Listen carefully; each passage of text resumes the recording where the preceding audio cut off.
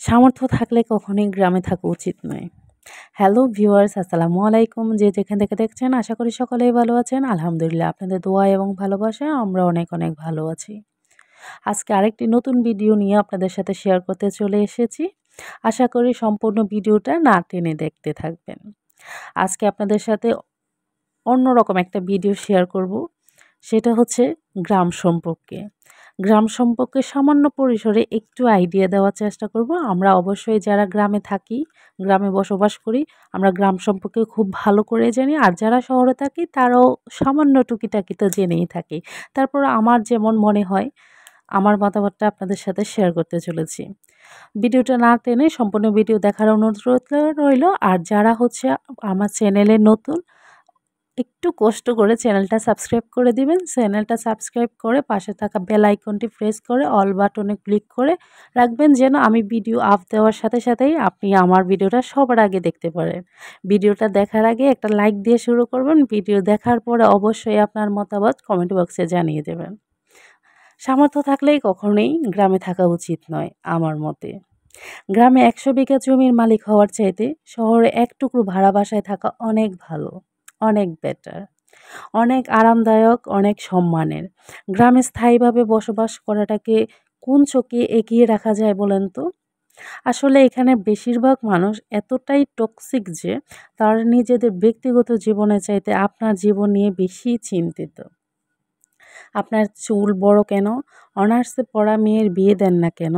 ২৫ বছর বয়সেও আপনি বেকার কেন?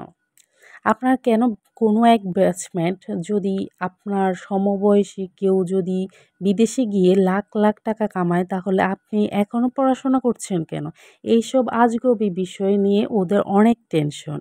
গ্রামের সবচাইতে বেশি বোকা মানুষটাও শহরের মানুষকে এক হাতে ৩ বার বিক্রি করতে পারবে।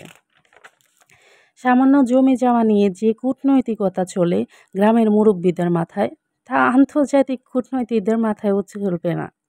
আপনি যত্ন সহকারে পুকুরে মাছ চাষ করেন, একদিন ঘুম থেকে উঠে দেখবেন যে সব মাছ মরে ভেসে আছে। আপনি কিছু ফল ফুলের গাছ রোপণ করেন, সকালে দেখবেন গাছের গোড়া থেকে ভেঙে রেখে গেছে। এমনকি আপনার মেয়ে কিংবা বোনের বিয়ে ঠিক করেন, সহজ সরল কেউ একজন নিজের সিএনজি ভাড়া করে বরপক্ষের কাছে দুর্নাম করে বিয়ে ভেঙে দিবে।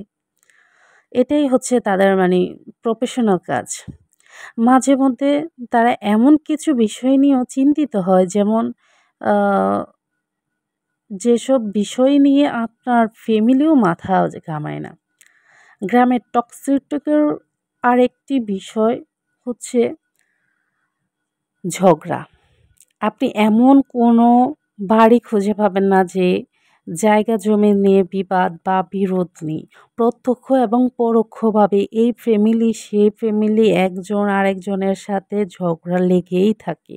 ১ ইঞ্চি জমি নিয়েও মামলা মোকদ্দমা, অশ্লীল ভাষায় গালাগালি, মারামারি, ফাটাফাটি চলতেই থাকে।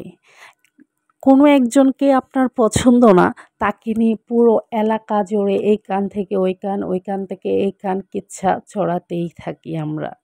আমরা এমন একটা চিন্তা ভাবনা নিয়ে থাকি যে আমরা যেটা ভালো লাগে না তার যত দুর্নাম আছে সেটা আমরা সারাক্ষণ খাওয়া-দাওয়া, নাওয়া সবকিছু বন্ধ করে একে অপরের কানে চেটাতেই থাকি।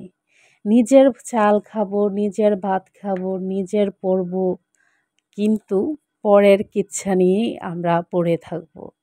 গ্রামের মানুষ আমরা এতটাই সহজ সরল যে নিজে সিএনজি ভাড়া করে ভাবা যায়, নিজের টাকা পয়সা ব্যয় করে, সময় নষ্ট করে অন্যের বিয়ে ভাঙার জন্য আমরা সিএনজি ভাড়া দিয়ে যে বরনাম লুটিয়ে দিয়ে আসি। এটা কি আদৌ ঠিক? ঠিক বেঠিক বুঝি না ভাই। আমরা গ্রামের মানুষ, এটাই আমাদের কাম্য, এটাই আমরা করে থাকি। গ্রাম খুবই সুন্দর, তাই না? দূর থেকে দেখতে গ্রাম খুব সুন্দর, খুব স্মৃতিময়।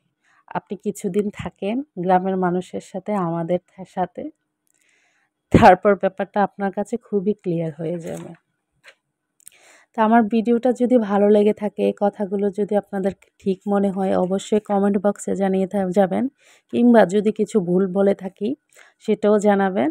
বাই দ্য ওয়ে, আমি আজকের ভিডিওতে যেই কথাগুলো বললাম গ্রাম সম্পর্কে, আমি কিন্তু কাউকে মিন করে কথাগুলো বলি নাই, কাউকে উদ্দেশ্য করে কথাগুলো বলা হয় নাই। জাস্ট আমার গ্রাম সম্পর্কে এই আইডিয়াগুলা আমার মনে হচ্ছে গ্রাম আসলেই এমন।